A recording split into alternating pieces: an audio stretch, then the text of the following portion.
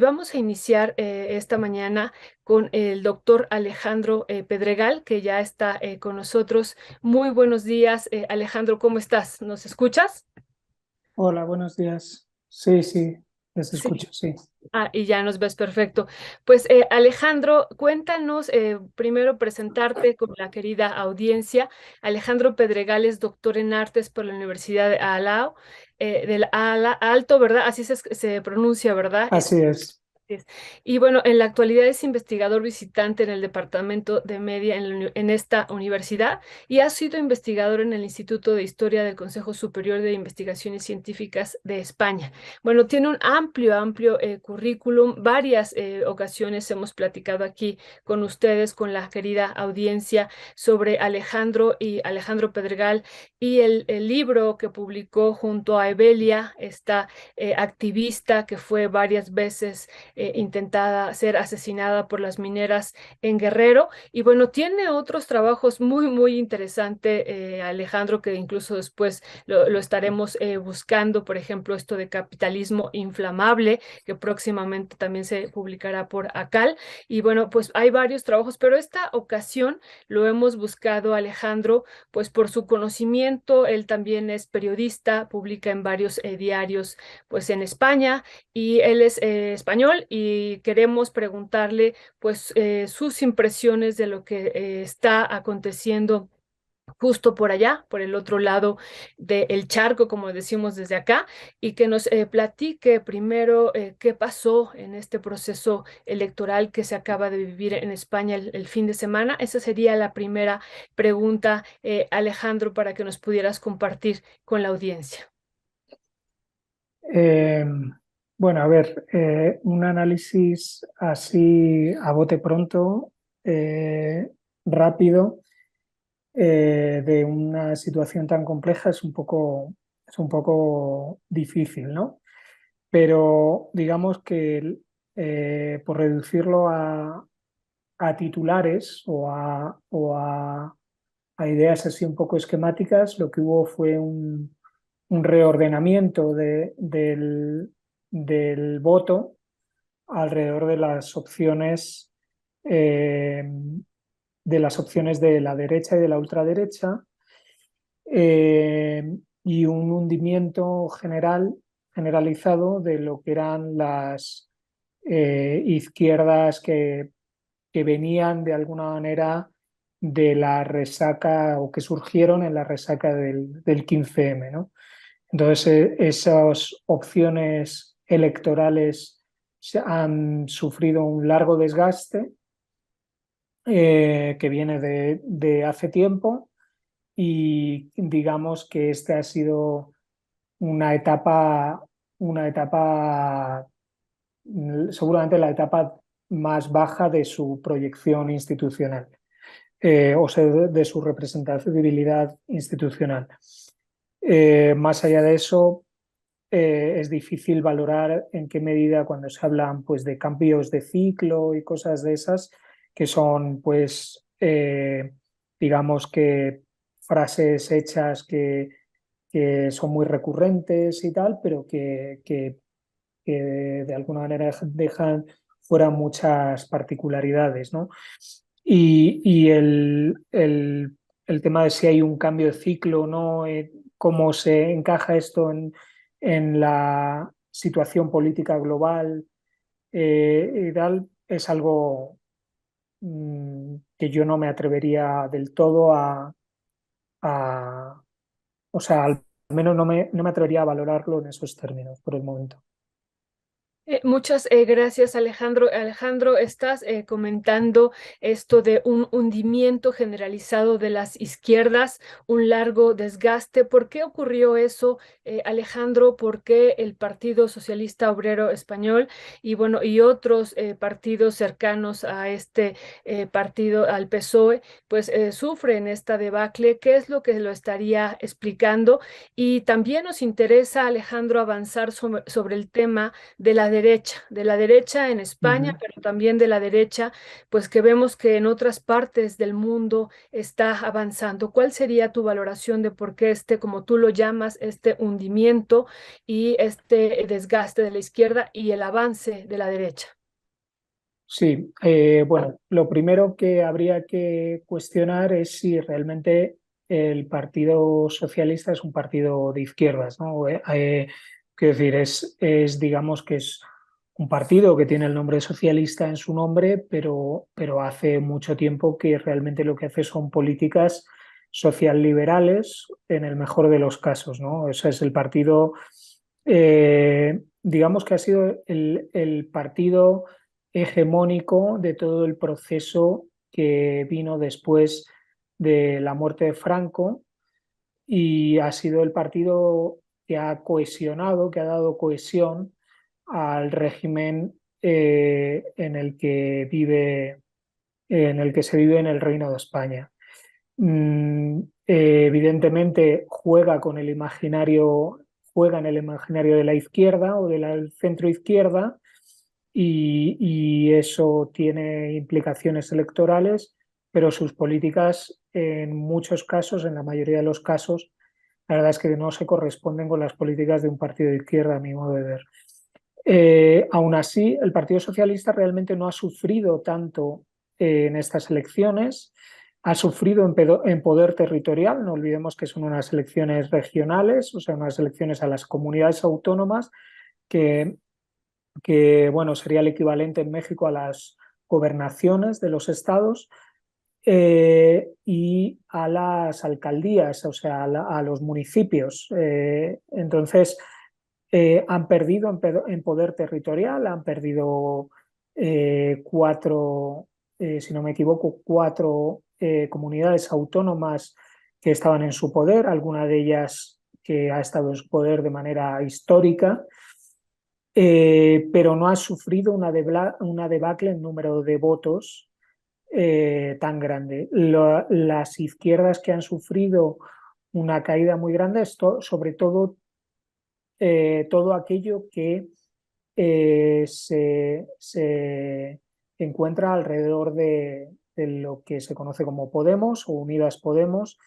Unidas Podemos es la coalición de Podemos con Izquierda Unida y no en todos los territorios iban juntos. Entonces, eh, ahí sí ha habido una debacle y luego hay partidos que de alguna manera tienen algún vínculo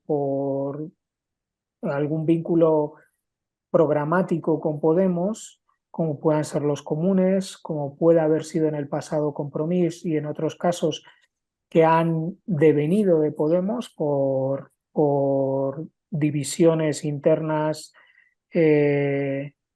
peleas, personalismos, traiciones y tal, como son lo que se conoce como, bueno, Más Madrid y tal.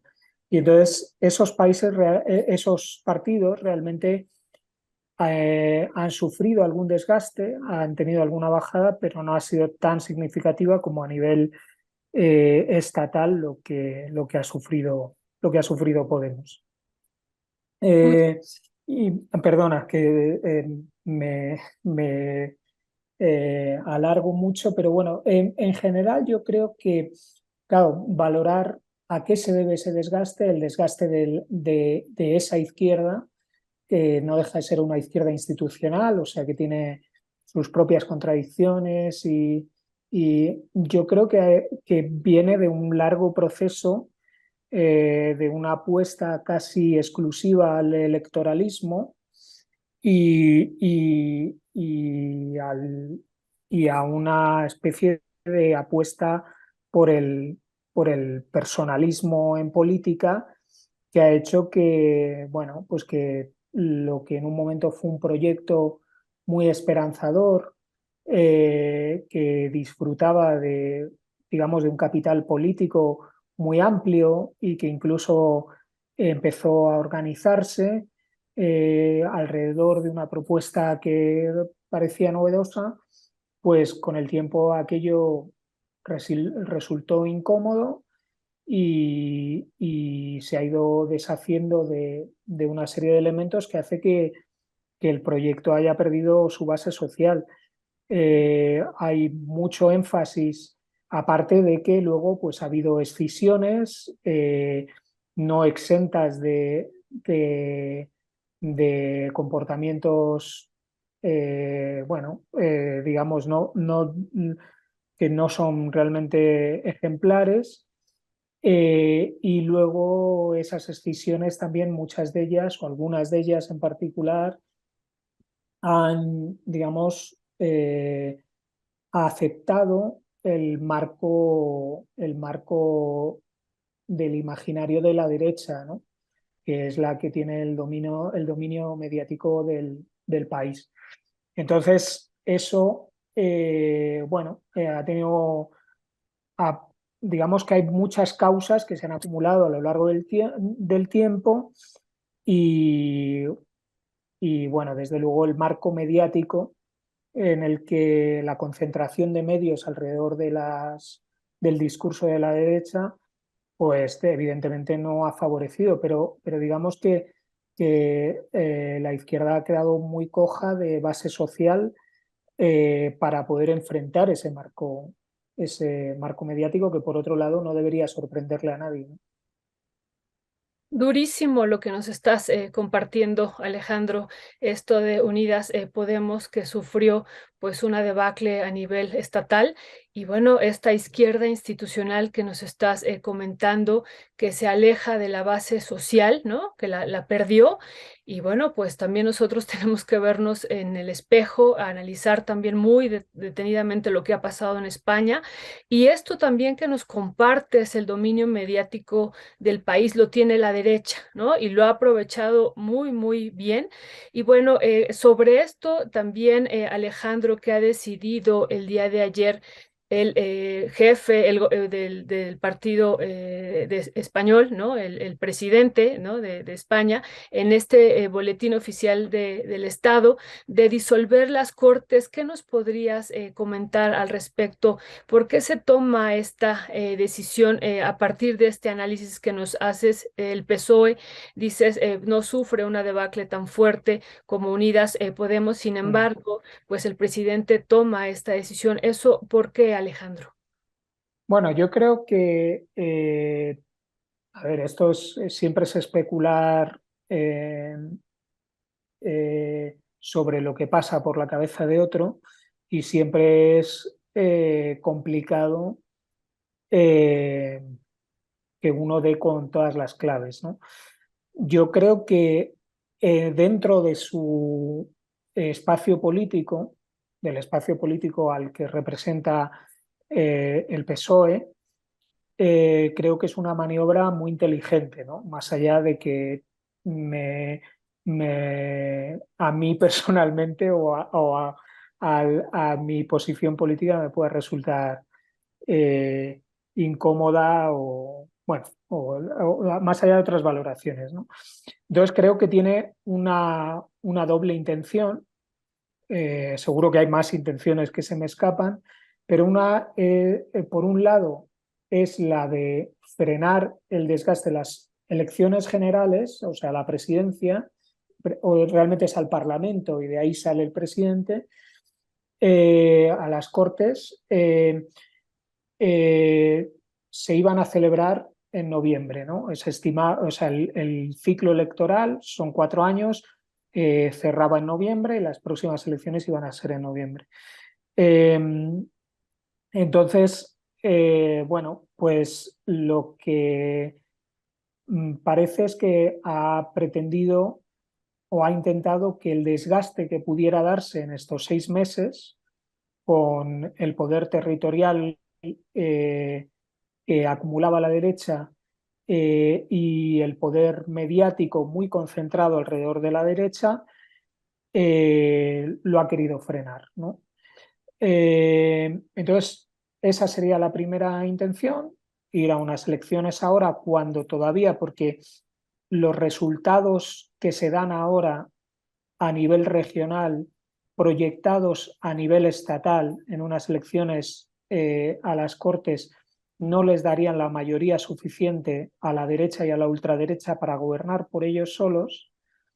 Y en esto hay que entender también cómo se reparte la ley electoral en España y tal. Es un poco complejo, ¿no? Pero por un lado, la derecha ha quemado muchos puentes con otras formaciones que también son de derecha o que son de la burguesía de ciertas regiones, como el País Vasco o Cataluña, que hace muy difícil su capacidad para alcanzar acuerdos y especialmente uno de los factores es su acercamiento a la ultraderecha. Aquí ponemos a la derecha al Partido Popular y a la ultraderecha al Partido Vox, ¿no? Aunque realmente Vox es una escisión del Partido Popular y hay muchos elementos del Partido Popular que simpatizan con el marco de la ultraderecha, ¿no? Entonces, creo que por un lado ha sido frenar ese desgaste que pudiera tener estos 6 meses, viendo que la proyección a unas elecciones estatales no les daría la suficiente como para gobernar. Y por otro lado, sería la de aprovechar, yo creo, la debilidad del sector que está a su izquierda, sobre todo de lo que es Unidos Podemos las implicaciones que puede tener en un proyecto como es el de Sumar, que es una nueva plataforma que pretende aunar a los partidos a la izquierda del PSOE alrededor de la figura de Yolanda Díaz, que ha sido la ministra de Trabajo durante esta legislatura, y entonces aprovechar esa debilidad para que el voto se concentre alrededor del PSOE, ¿no? Porque en 2 meses ni siquiera está asegurada la unidad de esos partidos que hay a la izquierda del PSOE, y sobre todo llegan muy debilitados después de estas elecciones. Entonces, de alguna manera, eso podría traducirse en que aquel voto que a lo mejor esté entre a veces un poco a la izquierda del PSOE, pero baile un poco entre una opción y otra, se concentre en el PSOE y de esta manera, si le salen los números, pueda tener una legislatura con menores contrapesos dentro de un gobierno que a lo mejor seguramente no sería de coalición, sino que es muy probable que fuera de apoyos externos, pero que le permitiría tener mayor peso negociador. Esto también tiene que ver con que la legislatura a nivel interno en el gobierno es la primera vez que ha habido un gobierno de coalición en España y bueno, ha habido muchas tensiones, muchas creadas, muchas producidas, pero que tienen que ver con el peso específico de cada facción dentro del gobierno, ¿no? Entonces, si él aprovecha eso, pues seguramente eliminaría parte de esas incomodidades y no debemos olvidar que realmente la proyección de voto de las municipales en las nacionales le daría más escaños al PSOE de los que tiene ahora. O sea que a pesar de que han perdido poder territorial, su proyección le daría más escaños, bastantes más de los que tiene ahora. No sé si bastantes más, pero creo que alrededor de 130 o algo así, que es un número superior a lo que tienen ahora. Muchas gracias, Alejandro. Pues se nos ha acabado el tiempo. Muy, muy interesante esta. Yo te iba a preguntar justo por el Partido Popular y por Vox. Tú ya lo estás incluyendo. Siempre nos hace falta tiempo, pero una última reflexión de un minutito, Alejandro. Nos has contextualizado muy bien esta parte de la izquierda institucional, cómo se ha alejado de la base, pero también del poder mediático que tiene la derecha, que también eso influye. Y hay otro elemento, Alejandro, esta situación que vivimos a nivel mundial del proceso inflacionario y la situación económica, la crisis económica que estamos atravesando, producto de la post-pandemia y también producto de la guerra de Ucrania y de manejos internos que hacen las naciones. ¿Consideras también que esta parte económica tuvo que ver con estos resultados? Sí, desde luego. La parte económica y la parte, o sea, y la parte de la política internacional.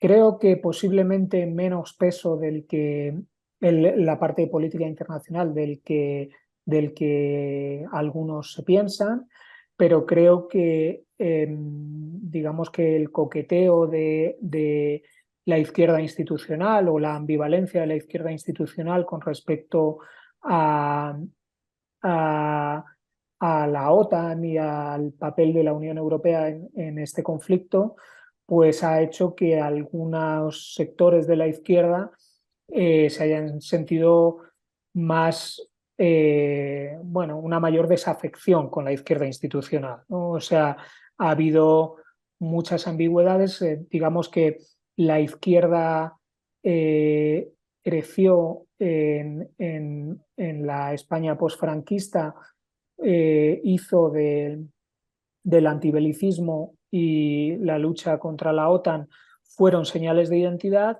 Eso se ha ido abandonando y hay sectores de la izquierda, si quieres, más tradicional, pero que no dejan de tener un peso social, que han sentido una desafección con la deriva que ha tenido la izquierda institucional, a mi modo de ver, una desafección justificada.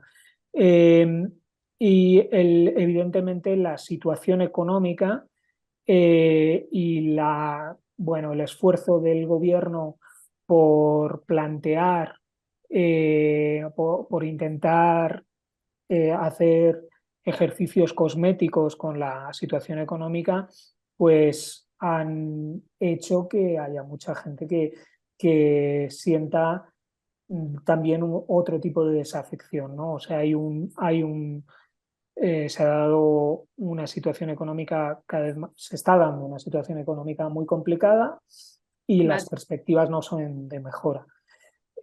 Solo un último apunte, si me permites, porque antes he hablado de otras izquierdas a las que no les ha ido tan bien, habría que hablar de la izquierda independentista vasca, que al, a contrapelo del resto de las izquierdas les ha ido mejor, casi mejor que nunca, ¿no? Y eso también daría pie a cuestionar cuál ha sido o cuál es el papel de las izquierdas estatales. Pero bueno, eso ya quedaría para Pues otro análisis. ese es otro tema, ese es otro gran tema. Pues, doctor Alejandro Pedregal, te queremos agradecer, doctor, además cineasta, periodista, escritor, muchísimas gracias por este análisis y estaremos buscándote en otro momento para seguir profundizando con esta reflexión con la que iniciamos el día de hoy. Un abrazo, muy linda tarde y gracias por tomarnos la llamada. Muchas gracias, igualmente. Hasta luego. Hasta luego. Pues bueno, acabamos de escuchar una interesante reflexión y decíamos, pues hay que vernos también en espejo, esta izquierda institucional que desde la lectura de Alejandro pues sufrió un desgaste y que también es parte y también lo que vivimos acá, este poder de la derecha mediático muy fuerte y entonces y la situación económica por supuesto es muy interesante. Ya no nos dio oportunidad de preguntarle otro acontecimiento que está ocurriendo, que la Unión Europea va a pasar a manos de España y bueno, también ellos intentan tener más lazos hacia América Latina, ese ya será otro tema. Y esto de la izquierda independentista vasca, que también nos parece muy importante reflexionarlo, pues en otro espacio.